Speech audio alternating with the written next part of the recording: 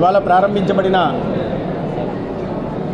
State cancer సెంటర్లో ఒక అత్యాధునిక రాష్ట్రంలో ఏ ప్రభుత్వ ఆసుపత్రిలో ప్రైవేట్ ఆసుపత్రుల్లో కూడా లేని లినాక్ మిషన్ని కూడా ప్రారంభించడం జరిగింది. దాదాపు 21,50,00,000 విలువ చేసే లినాక్ మిషను,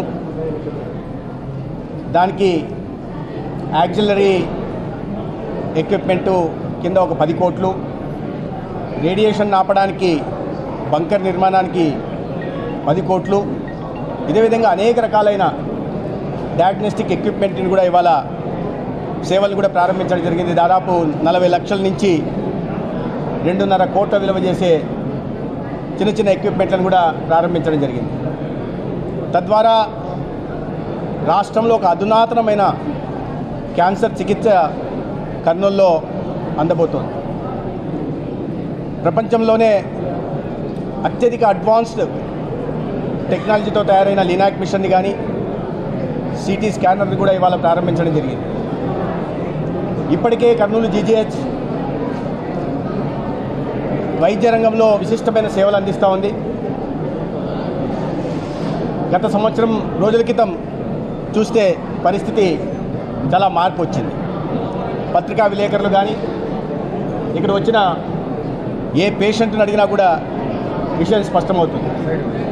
ఇవాళ ప్రారంభోత్సవం తర్వాత ఆసుపత్రిలో వివిధ విభాగాలకు వెళ్ళినప్పుడు చాలా క్లిష్టమైన సర్జరీలను కూడా చేయడం జరిగింది. అంటే ఒక్కొక్క ఆసుపత్రిని బాగా విశిష్టమైన వైద్య సేవలు అందించే ఆసుపత్రిని పటిష్టపరిచే దిశగా ప్రయత్నాలు జరుగుతున్నాయి. దాని గురించి గౌరవ ముఖ్యమంత్రి గారు పదే సమీక్షలు నిర్వహించే ప్రయత్నం చేస్తున్నాం. దాంట్లో భాగంగానే ఇవాళ కర్నూలులో ఒక క్యాన్సర్ ఇన్స్టిట్యూట్ని కూడా, అధునాతనమైన క్యాన్సర్ ఇన్స్టిట్యూట్ కూడా ప్రారంభించడం జరిగింది.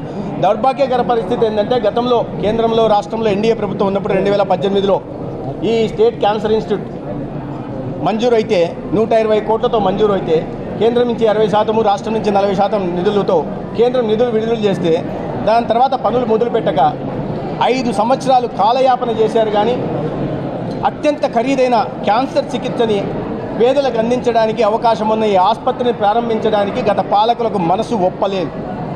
ఇదే రాయలసీమ నుంచి ఉన్న పాలకులు, ఈ రాయలసీమలో ఎంత ఎత్తున పేదలు ఉన్నారు, క్యాన్సర్ కేసులు ఏటా పెరుగుతా పోతున్నాయి. 2022లోనే అప్పటికి కూడా వాడు మేల్కోలేదంటే ఆశ్చర్యపోవాల్సిన విషయం.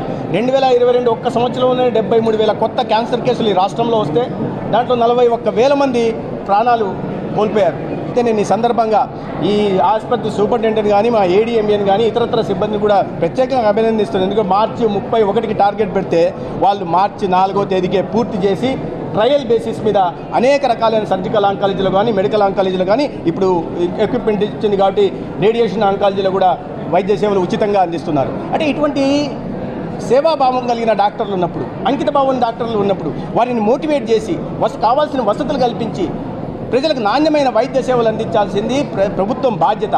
ఆ బాధ్యతను విస్మరించారు. కానీ ఇవాళ కూటమి ప్రభుత్వం వచ్చింది. గౌరవ చంద్రబాబు నాయుడు గారు పదే సమీక్షలు నిర్వహించడం కానీ, కేంద్ర ప్రభుత్వం నుంచి వైద్య రంగంలో రాష్ట్రానికి అనేక రకాలుగా సహకారం అందుతుంది.